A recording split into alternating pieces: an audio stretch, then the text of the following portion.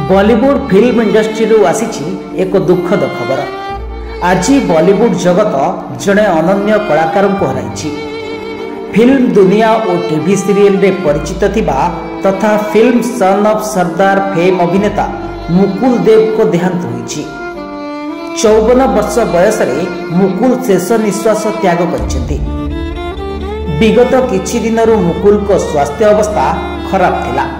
से मेडिकल रे भर्ती होई चिकित्सित होउथिले। गतकाली विलंबित राति रे मुकुल सबुदिन पई दुनिया को अलविदा कहि दैछन्ति। Hindi film, Punjabi film, TV serial, album music भली समस्त प्लेटफॉर्म रे से निज छाप छाड़ी। भारत रे घरे घरे परिचित होइछन्ति। अभिनेता मुकुल शेष निश्वास त्याग करी समस्त को विदाय दैछन्ति।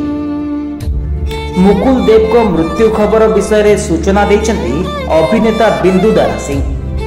अभिनेता मृत्यु रे पूरा बॉलीवुड इंडस्ट्री रे शोकर छाया खेली जाइछि।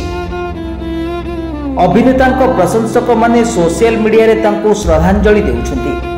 शुक्रवार राति रे मुकुलकर हृदघात रे मृत्यु होइतिबा संदेह करा जाउछि, किंतु तांका मृत्युर कारण एपर्यंत प्रकाश करा जाय नाही।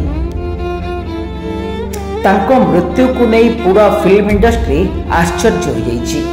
मुकुल देव सन ऑफ सरदार, जय हो भली फिल्म रे अभिनय करी फैंस को निज कलार जादू देखाइथिले। एबे अभिनेता देहांत होइछि। तांको मात्र 54 वर्ष बयस होइथिला। से शेष थर पई तांको भाई राहुल देव को सह एंड द एंड फिल्म रे नजर आसिथिले।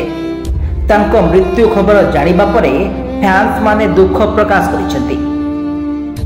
ब्यूरो रिपोर्ट, सर्वसाधारण न्यूज।